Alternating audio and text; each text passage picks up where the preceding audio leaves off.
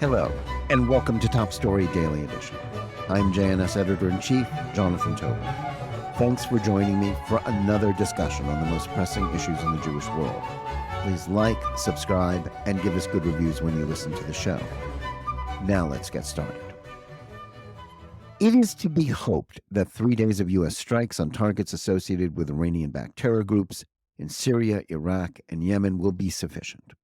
After months of gradually escalating chaos unleashed by Tehran throughout the region, including attacks on international shipping, President Joe Biden finally felt that he had no choice but to respond. After the January 28th terrorist attack, in which a drone piloted by an Iraqi group allied to Iran killed 3 American soldiers at a remote outpost in Jordan, Biden ordered 3 days of strikes at various Iranian proxies.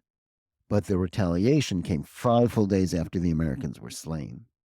Following a lengthy decision-making process in which it became clear that Washington was telegraphing its punches, Iran was clearly safe, and though its Islamic Revolutionary Guard Corps bases in the neighboring countries that Tehran occupies were targeted, along with some of their local proxies, the strikes carried out by U.S. and British warplanes came after sufficient warning for the terrorists to flee to safety. So it's far from clear whether or not this was the strong message that was needed. Even after American blood has been spilled and direct American interests, freedom of navigation and sea lanes, where oil is shipped around the world from the Middle East, it would appear that the Biden administration hasn't entirely gotten over its fixation with avoiding a confrontation with an Iranian regime that seems to believe that the current administration is a pushover. This is a problem, not just because of the danger that it poses to U.S. troops and assets, or the threats to the shipping lanes. The perception of American weakness and the encouragement that has given Iran was in no small measure responsible for the October 7th attack on Israel and the threat of the conflict spreading should its Hezbollah auxiliaries and other terrorists seek to expand the war. While that threat should not be discounted, the question of how to avoid starting a bigger conflagration is not as simple as a policy based on a belief in avoiding antagonizing Tehran, even when its leaders are unleashing mayhem.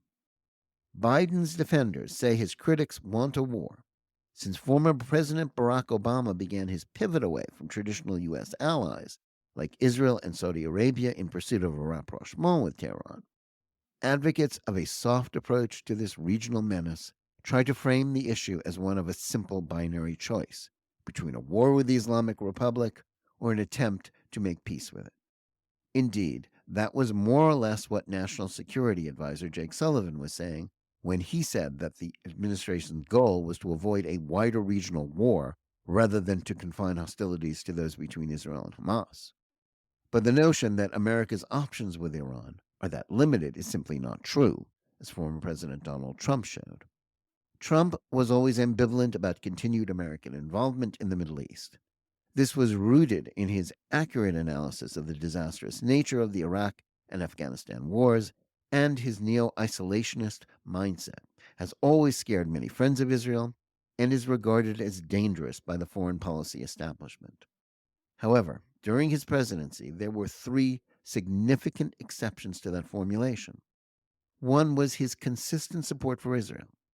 The second was his commitment to destroy the ISIS terrorists that had seized much of Iraq and Syria after Obama's decision to abandon Iraq. The third was his recognition that Iran was an enemy state that needed to be told its quest for regional hegemony would not be tolerated. Trump's historic support for Israel and the crushing of ISIS are a matter of historical record, not open to debate. His stance on Iran remains controversial, and the Democratic critique of it is at the core of the current debate about Biden's policies. Trump withdrew from Obama's catastrophic 2015 nuclear deal with Iran, 2018, and dealt severe blows not to Iranian proxies, but to Iran itself. Democrats claim that Trump's withdrawal from Obama's deal discarded a useful tool in whose absence Tehran moved closer to getting a nuclear weapon. That's not true. Contrary to Obama's claims that he had solved the problem, the pact with Iran merely kicked the can down the road on the issue and actually guaranteed that the Islamist regime would build a nuclear weapon since its weak provisions expired with this decade. Trump rightly understood that sooner or later an American president was going to have to scrap it, reassert crippling sanctions, and force the Iranians to choose between the destruction of their economy and an agreement that would end their nuclear ambitions. Had he been reelected, or if Democrats like Obama, Secretary of State, and current Biden climate czar John Kerry not disgracefully colluded with the Iranians as part of a plan to wait out Trump, his maximum pressure campaign might have succeeded. Just as important, Trump was unafraid to taking out Iranian terrorists such as General Qasem Soleimani, commander of the IRGC, in January 2020. While Trump's critics feared that the strike would lead to a war with Iran, the opposite was true. Iran blustered, but it also stood down. Trump's willingness to hit American enemies hard while stopping short of a George W. Bush-style war, coupled with his unpredictability, turned out to be a recipe for a safer and more peaceful world. Regardless of what you might think of Trump, that's something that the wars launched against Ukraine and Israel on Biden's watch make all the more apparent. Biden's election meant a return to Obama's appeasement policy, with the Iran portfolio headed by Tehran apologist Robert Malley. He helped pack the administration with fellow travelers, and though he's since lost his security clearance due to what may have been his sharing of American secrets with his Islamist negotiating partners.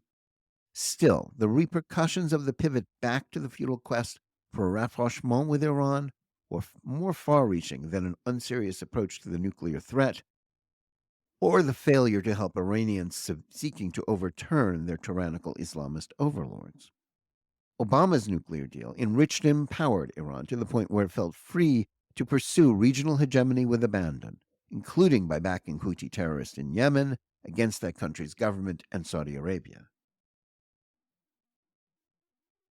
Among Biden's first acts was to reverse Trump's policy that supported the Saudi war against the Houthis. Freed of that pressure, the Houthis are not only a bigger threat than they were several years ago, but are now able to shoot Iranian missiles at Israeli targets, in addition to ships traversing the Horn of Africa into the Red Sea. While Trump's sanctions led Iran to cut back funding of terrorism, as even the New York Times was forced to admit in 2019, the relaxing of those sanctions by Biden was a gift to Hamas, Hezbollah, the Houthis, and various Iraqi forces allied with Tehran. The Iranians and their allies were also clearly convinced that Biden's feckless pursuit of a new and even weaker nuclear deal, as well as the disgraceful rout of Americans during Biden's skedaddle from Afghanistan, was the best gauge of U.S. strength and will. It's hardly a stretch to conclude that the unspeakable atrocities of October 7th were made possible by certain assumptions in Tehran and Gaza about the United States. They must have believed that an attack on Israel was a more plausible strategy under a weak U.S. president. It's to be hoped that Biden and his foreign policy team have drawn the correct conclusions from the disasters that they presided over abroad and understand that appeasing Iran leads only to more bloodshed. They do appear to have repented, at least in part, their animus for the Saudis that characterized their approach to Middle East policy, if only because the Ukrainian war made Middle Eastern oil more important. But a few airstrikes, taking out no major Iranian assets, won't restore the deterrence that Trump achieved and which was foolishly discarded. More to the point, the Iranians fully understand the implications of current Biden administration policy efforts to scale back Israeli efforts in the war against Hamas and to pressure Jerusalem to agree to a ceasefire that would allow Iran's ally to emerge from the conflict without being fully defeated. Should such a deal, brokered in no small measure by Iran's ally Qatar, be made, it might free the remaining Israeli hostages being held by Hamas. Yet it would also constitute a major strategic victory for Tehran. While Hezbollah threatening Israel from the north and the Houthis running wild in Yemen, Iran has other cards to play as it seeks to enhance its hold on the region and to further endanger Israel and humiliate the United States. At this point, an administration that was serious about stopping Iran would understand that Israel's eradication of Hamas, and to do so without Hezbollah doing much to help their Islamist allies in Gaza, would be a devastating blow to Iran's status in the region. Tehran's strength has rested on, in Lee Smith's accurate characterization, as being the strong horse in the Middle East that was destined to defeat the Americans and around which Muslims should rally lest they be stuck backing the losing side. The only way to convince the region to unite against Iran is for the West to start acting like it wants to defeat the Islamist targets. That was the impression that Tehran's actions gave, and the same would happen if Biden stopped trying to hamstring Israel's campaign to eliminate Hamas. Yet Biden is determined to stop the war before that happens and to be content with meaningless gestures to restrain Iran. It will be clear, even to Iran's Arab states that loathe Tehran, that as long as Biden is in the White House, the Ayatollahs are indeed that strong horse to be feared and obeyed. Biden's post-October 7th strong statements of support for Israel and his commitments to allow the flow of arms and ammunition to continue to flow, despite the opposition of much of his party to the Jewish state, was to his credit. But it doesn't erase the fact that his policies made this crisis and the horrible losses suffered by Israel possible. If his desire to win back his left-wing intersectional base leads to policies, however much they will be spun as rooted in sympathy for suffering Palestinian civilians or a desire to free Israeli hostages, that will leave Hamas still standing when the shooting stops. Then he will be handing Iran a triumph that may even eclipse Obama's nuclear deal as a gift to a regime that hates the West and America as much as it does Israel. Thanks for listening. Please remember to tune in every day for Top Story Daily Edition and every week for the full hour-long JNS TV program. Whether you're listening to us on Apple, Google Play, Spotify, or any of the other podcast platforms, or on the JNS YouTube channel, please like and or subscribe to Top Story. Click on the bell for notifications and give us good reviews. Please write to us at editor@jns.org and let us know where you listen or watch the show and what you think about it. And remember, keep reading and thinking for yourself.